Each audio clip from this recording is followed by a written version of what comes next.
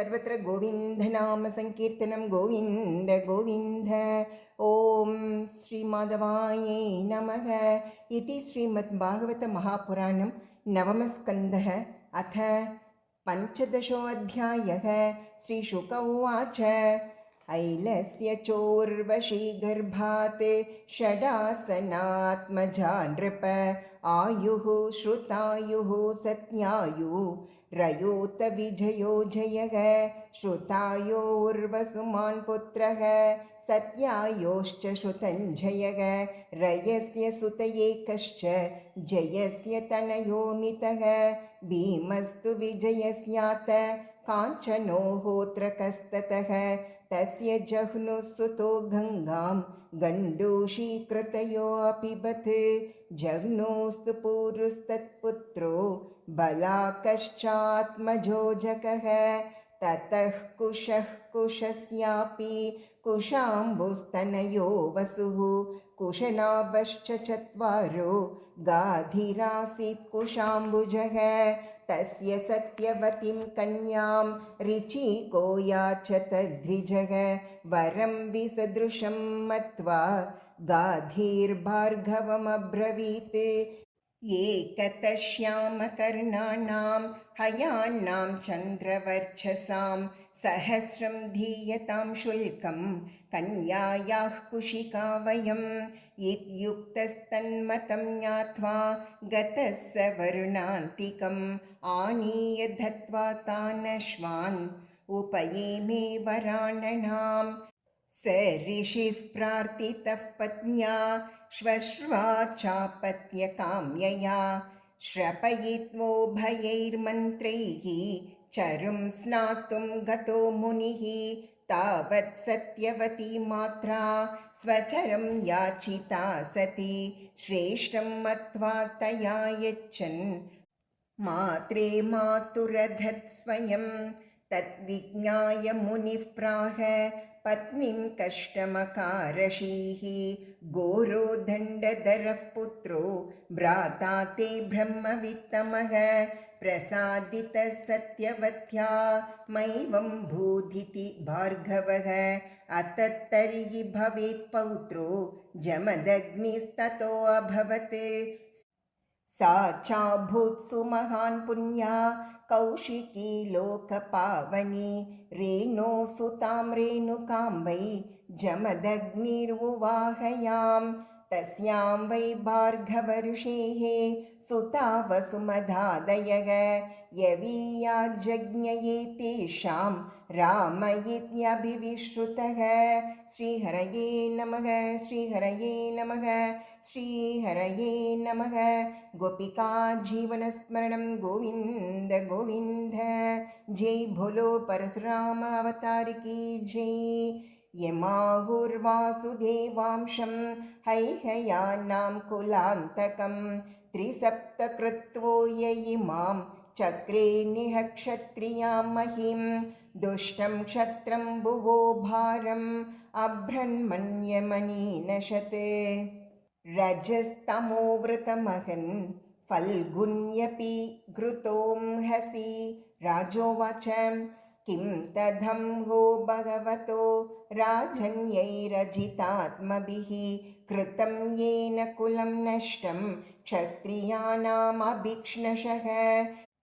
श्रीशुक उवाच हैहयानामधिपतिः अर्जुनः क्षत्रियर्षभः दत्तं नारायणस्य अंशमाराध्य परिकर्मभिः बाहुण्डशशतं लेभे दुर्दर्शत्वमरातिषु अव्याहतेन्द्रियौजः श्रीः तेजो वीर्ययशो बलं योगेश्वरत्वमैश्वर्यं गुणा यत्राणि मादयः चचाराव्याहतगतिः लोकेषु पवनो यथा स्त्रीरत्नैरावृतः क्रीडन् रेवाम्भसि मधोत्कटः वैजयन्तीं स्रजं बिभ्रद् रुरोदसरितम्बुजैः विप्लावितं स्वशिबिरं प्रतिस्रोतः सरिज्जलैः नामृष्यत्तस्य तद्वीर्यं वीरमानी दशाननः गृहीतो लीलया स्त्रीणां समक्षं कृतकिल्बिषः माहिष्मथ्यां सन्निरुद्धो मुक्तो येन कपिर्यता स एकदा तु मृगयां विचरन् विपिने वने यदृच्छयाश्रमपदं जमदग्निर्वुपाविशत् तस्मै स नरदेवाय मुनिरर्हणमाहरत् ससैन्यामात्यवाहाय हविष्मत्या तपोधनः स वीरस्तत्र तद्दृष्ट्वा आत्मैश्वर्यातिशायनं तन्नाद्रियताग्निहोत्र्यां साभिलाषः स हैहयः हविर्धानीं मृषेर्दर्पात् नरान् हर्तुमचोदयत् ते च माहिष्मतिं निन्युः सवत्सां क्रन्धतिं बलात् अत राजनिर्याते रामाश्रमागतः श्रुत्वा तत्तस्य दौरात्म्यं चुक्रोदाहिरिवाहतः घोरमाधाय परशुं सतूनां चर्मकार्मुकम् अन्वधावत दुर्दर्शो मृगेन्द्र इव यूतपम् तमापतन्तं भृगुवर्यमोजसा धनुर्धरं बाणपरश्वधायुधम् ऐनेयचर्ममाम्भरमर्कतामभिः युतं जडाभिर्ददृशे पुरीं विशन् अचोदयद्धस्तिरताश्वपत्तिभिः गदासि भानर्ष्टिशतग्निशक्तिभिः अक्षौहिणी सप्तदशातिभीषणाः तारामयेको भगवान् असूदयत् यतो यतोऽसौ प्रहरत्परश्वधो मनो निलौजाः परचक्रसूदनः ततस्ततश्चिन्नभुजोरुकन्धरा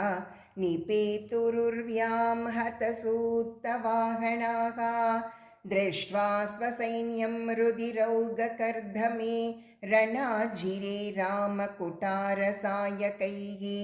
विवृक्नचर्मध्वजचापविग्रहं निपातितं हैहयापतदृशा अधार्जुनः पञ्चशतेषु बाहुभिः धनुषुबाणान् युगपत्स सन्दधे रामाय रामोऽस्त्रभृतां समग्रनीः तान्येकधन्वेषुभिराचिनत् समं पुनः स्वहस्तैरचलान् मृधेङ्ग्रिपान् उत्क्षिप्य वेगादभिधावतो युधि भुजान् कुटारेण कठोरनेमिना चिच्छेद रामः प्रसभं त्वहेरिव कृत्तबाहो शिरस्तस्य गिरे शृङ्गमिवाहरत् हतेऽपि तरि तत्पुत्रा अयुतं दुद्रुवुर्भयात् अग्निहोत्रीं उपावर्त्य सवत्सां परवीरः समुपेत्याश्रमं पित्रे परिक्लिष्टां समर्पयत् स्वकर्म तत्कृतं रामः पित्रे भ्रातृभ्य एव च वर्णयामास तच्छ्रुत्वा जमदग्निरभाषत राम राम महाभावो भवान् पापमकारशीत् अवधिन्नरदेवं यत् सर्वदेवमयं वृता वयं हि ब्राह्मणास्तात क्षमयार्हणतां गताः यया लोकगुरुर्देवः पारमेष्ठ्यम् अगात्पदं क्षमाय रोचते लक्ष्मीः ब्राह्मी सौरी यथा प्रभा क्षमिनामाशु भगवान् तुष्यते हरिरीश्वरः राज्ञो मूर्धाभिषिक्तस्य वदो ब्रह्मवधाद् गुरुः तीर्थसंसेवया चाम्हो जह्यङ्गाच्युतचेतनः। ॐ इति श्रीमद्भागवते महापुराणे पारमहंस्यां संहितायां नवमस्कन्धे पञ्चदशोऽध्यायः। सर्वत्र गोविन्दनामसङ्कीर्तनं गोविन्द गोविन्द। ॐ सर्वत्र गोविन्दनामसङ्कीर्तनं गोविन्द गोविन्द। ॐ श्रीमाधवायै नमः। इति श्रीमद्भागवतमहापुराणं नवमस्कन्धः अथ षोडशोऽध्यायः। श्रीशुक उवाच पित्रोपशिक्षितो रामः ततीति कुरुनन्दन संवत्सरं तीर्थयात्रां चरित्वाश्रममाव्रजत्। कदाचिद्रेणुकायाता गङ्गायां पद्ममालिनं गन्धर्वराजं क्रीडन्तम् अप्सरोभिरपश्यत। विलोकयन्ति क्रीडन्तम् उदकार्तं नदीं गता होमवेलां न सस्मार किञ्चित् चित्ररथस्पृहा। कालाज्ञयं तं विलोक्य मुनेर्शापविशङ्किता आगत्य कलशं तस्थौ पुरोधाय कृताञ्जलिः। व्यभिचारं मुनिर्ज्ञात्वा पत्न्याः प्रकुपितो ब्रवीत् ज्ञतैनां पुत्रकाः पापाम् युक्तास्तेन चक्रिरे। रामः सञ्चोदितः पित्रा भ्रातॄन्मात्रा सहावधीत्। प्रभावज्ञो मुनिर्सम्यक् समाधिस्तपसश्च सः। वरेण छन्दयामास प्रीतः सत्यवती सुतः। वौरे हतानां रामोऽपि जीवितं चास्मृतिं वधे। उत्तस्तुस्ते कुशलिनो निद्रापाययिवाञ्जसा पितुर्विद्वांस्तपो वीर्यं रामश्चक्रे सुहृद्वधम्। ये अर्जुनस्य सुता राजन् स्मरन्तः स्वपितुर्वधम् रामवीर्यपराभूता लेभिरे शर्म न क्वचित्। एकदाश्रमतो रामे सभ्रातरिवनं गते वैरंसि साधयिषवो लब्धच्छिद्रा उपागमन्। दृष्ट्वाग्न्यघारासीनम् आवेशितधियं मुनिं भगवदुत्तमश्लोके जग्नुस्ते पापनिश्चयाः। याच्यमानाः कृपणया राममात्रातिदारुणाः प्रसह्य शिर उत्कृत्य निन्युस्ते क्षत्रबन्धवः।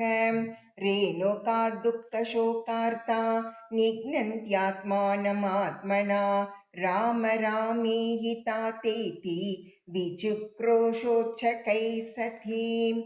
तदुपश्रुत्य धूरस्थो हा रामेत्यार्तवत्स्वनं त्वरयाश्रममासाद्य ददृशे पितरं हतं। तद्दुःखरोषामर्षार्ति शोकवेगविमोहितः हातात साधो धर्मिष्ठ त्यक्त्वा स्मान् स्वर्गतो भवान्। विलप्यैवं पितुर्देहं निदाय भ्रातृषु स्वयं प्रगृह्य परशुं रामः क्षत्रान्ताय मनोदधे। गत्वा माहिष्मतिं रामो ब्रह्मज्ञविहतश्रियं तेषां सशीर्षभिराजन् मध्ये चक्रे महागिरिं। तद्रक्तेन नदीं घोराम् अब्रह्मण्यभयावहां हेतुं कृत्वा पितृवधं क्षत्रे मङ्गलकारिणी। त्रिसप्तकृत्वः पृथिवीं कृत्वा निह क्षत्रियां प्रभुः। समन्तपञ्चके चक्रे शोणितोधान् हृदान् नृप। पितुः कायेन सन्धाय शिराधाय बर्हिषि सर्वदेवमयं देवम् आत्मानमयजन्मकैः। दधौ प्राचीं दिशं होत्रे ब्रह्मणि दक्षिणां दिशम्। अध्वर्यवे प्रतीचीं वै उद्गात्रे उत्तरां दिशम्। अन्येभ्यो अवान्तरदिशः कश्यपाय च मध्यतः आर्यावर्तम् उपद्रष्ट्रे सदस्येभ्यस्ततः परम् ततश्चावभृतस्नान विदूताशेषकिल्बिषः सरस्वत्यां ब्रह्मनद्यां रेजे व्यभ्रयिवांशुमान् स्वदेहं जमदग्निस्तु लब्ध्वा संज्ञानलक्षणम् ऋषीणां मण्डले सोऽभूत् सप्तमो रामपूजितः जामदग्न्योऽपि भगवान् रामः कमललोचनः आगमिन्यन्तरे राजन् वर्तयिष्यति वै बृहत् आस्तेऽद्यापि महेन्द्राद्रौ न्यस्तदण्डः प्रशान्तधीः उपगीयमानचरितः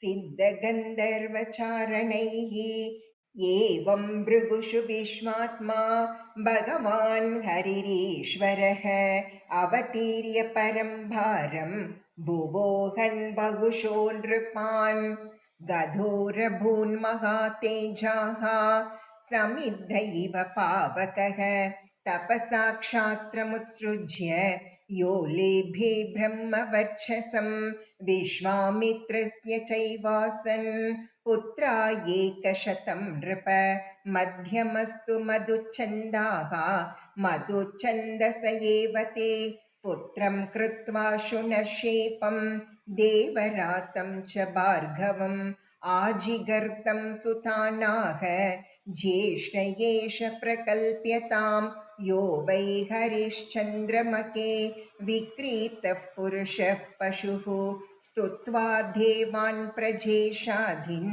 मुमुचे पाशबन्धनात् यो रातो देवयजने देवैर्गादिषु तापसः देवरात इति ख्यातः शुनशेपः स भार्गवः ये मधुच्छन्दसो ज्येष्ठाः कुशलं मेनिरे न तत् अशपत्तान् मुनिः क्रुद्धो म्लेच्छाभवत दुर्जनाः स होवाच मधुच्छन्दाः सार्धं 50 ततः येन्नो भवान् सञ्जानीते तस्मिन् तिष्ठामहे वयम् ज्येष्ठं मन्त्रदृशं चक्रुः त्वामन्वञ्चो वयं स्महि विश्वामित्रसुतानाः वीरवन्तो भविष्यत ये मानं मे अनुगृह्णन्तो वीरवन्तमकर्तमाम्